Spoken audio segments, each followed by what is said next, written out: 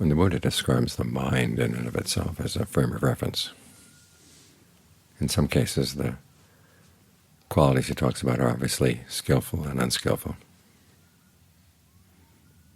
Concentration versus no concentration.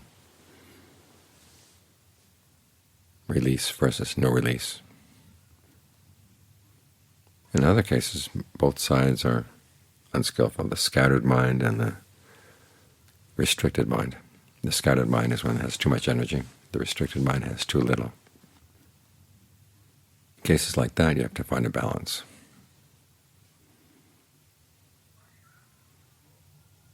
To learn how to read your mind so you know what it needs. The breath can be used both to settle a scattered mind and to expand a restricted mind. You can make up your mind just going to be with the breath as it comes in, as it goes out. You're not going to think about anything. You're not going to engage in any directed thought and evaluation, anything more than just stay with the breath, stay with the breath. Let it be comfortable, but don't think too much about it. That can settle the mind that's been too scattered. For the mind that's been too restricted, in other words, there's plenty of sloth and torpor, plenty of drowsiness. You've got to figure out ways to enliven it. There are ways of breathing that are energizing. In long and out short is one. You can try heavy breathing, especially when you're on your own. If you try too much heavy breathing while we're sitting here as a group, it disturbs the other people.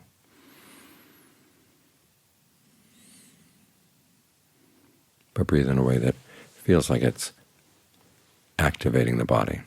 John Lee's images of having electric wires strung throughout the wilderness and then sending electricity through them. Think of the whole body, from the top of the head down to the soles of the feet, and everything's connected, and there's electricity running through all the wires, lighting up the whole body. But sometimes the breath on its own is not enough.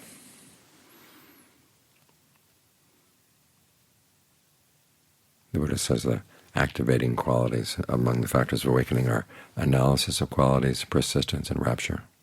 If you can't induce rapture through the breath, then you go back to analysis of qualities, thinking about a topic that's a little bit more discursive, but still related to the body, related to the mind right here in the present moment.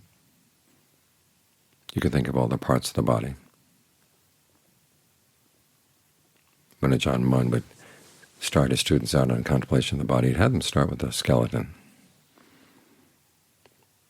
Think of the bones of the fingers, the bones of the hands, work up through the arms to the shoulders, then start down with the toes, up through the feet, the legs, the pelvis, up the spine. Visualize a particular bone, and then ask yourself, where is that bone right now? Try to create a sense of locating it in your body. You don't have to reflect on it being clean or unclean. It's just there, this weird thing in your body, these bones. We stumble across a skeleton, and it's scary. Here we are walking around with one all the time.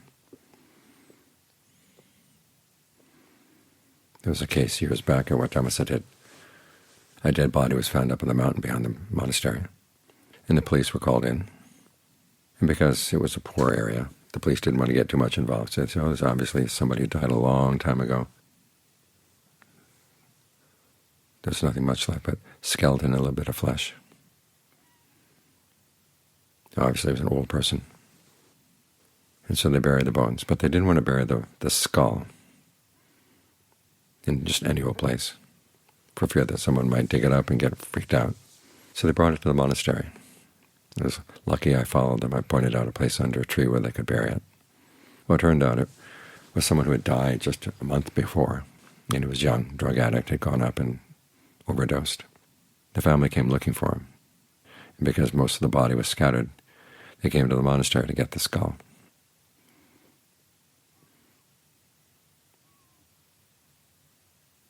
We had lots of cases in Thailand where you could reflect on the impermanence of the body. You tend to see a lot more dead bodies over there than you do here. Here they get cleaned up pretty quickly. But it's good to remind yourself, you're walking around with this, what's going to become a corpse someday. And you think of all the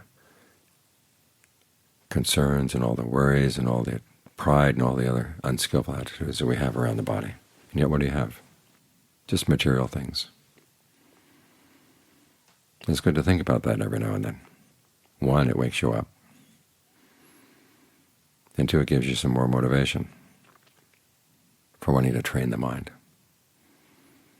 So you might try some body contemplation to activate the mind, energize the mind.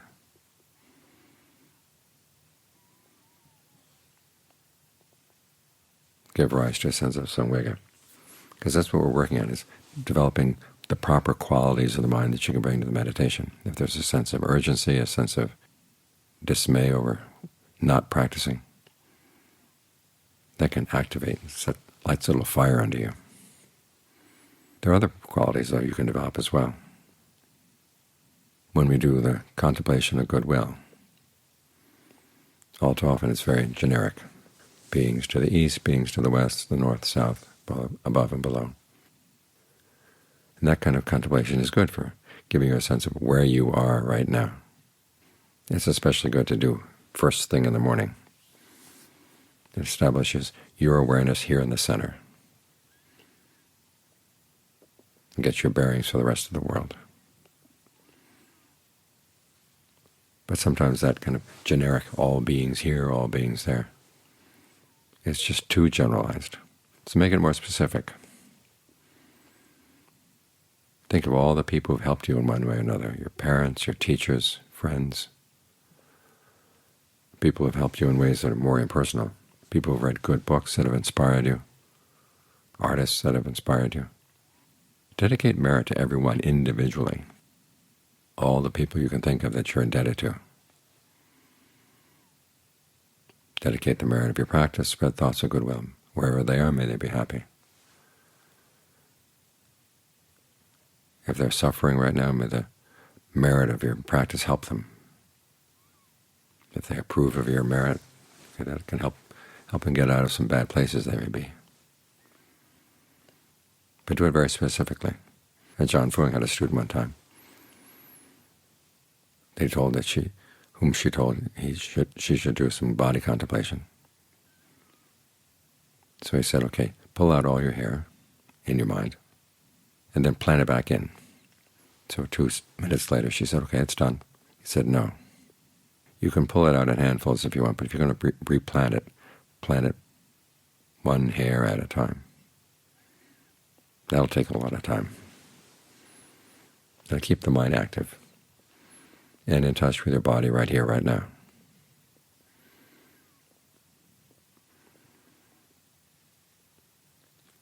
Or you can think of the Buddha,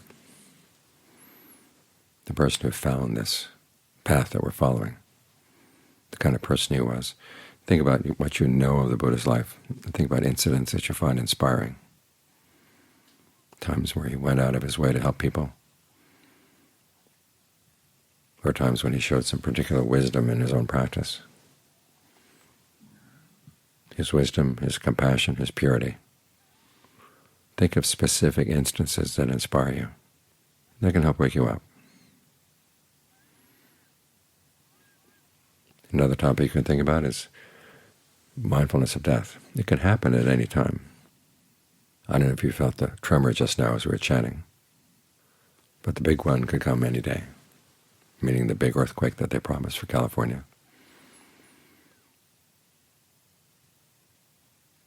And who knows how strong it might be.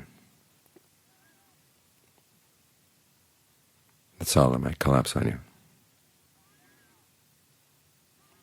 Or you could have your own big one inside. The little clot develops someplace in the body, starts wandering around, gets lodged in the brain, lodged in the heart, lodged in the kidneys. It doesn't take much to bring it into the life of this body. So you don't know how much time you have, but you do know that you have this time right here, right now. So make the most of it. That's always the way the Buddha treats mindfulness of death. It's not death, death, death, death, death all the time. It's, I could die. What should I do now? What's the most skillful thing I can do now, the most useful thing to prepare myself? These contemplations are called guardian meditations: recollection of the Buddha, goodwill, contemplation of the body, mindfulness of death. They can stir you up to practice, and when you find that your energy is low, your mind is beginning to drift off and get lazy and blurry, they can bring things back into focus.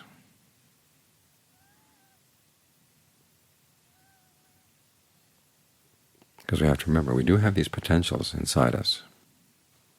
There is the potential for laziness, but there's also the potential for energy. There's the potential for distraction, but there's also the potential for getting the mind to be centered, settled, still. We have to learn how to activate the right potentials.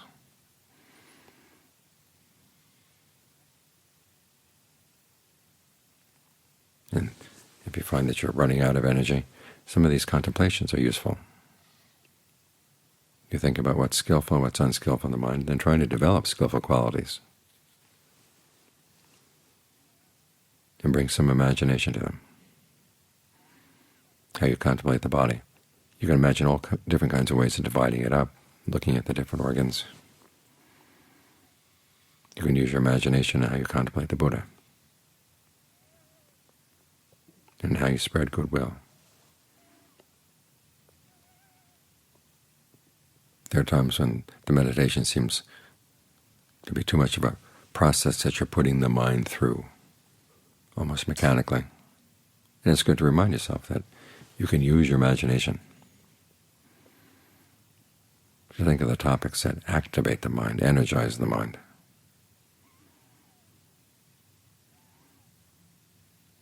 So you can bring things into balance.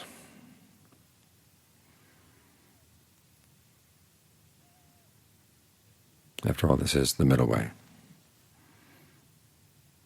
You don't follow it by being frenetically energetic, but you don't follow it by being lazy and blurry. You're going to get the mind right in the right state, balanced, clear, ready to work.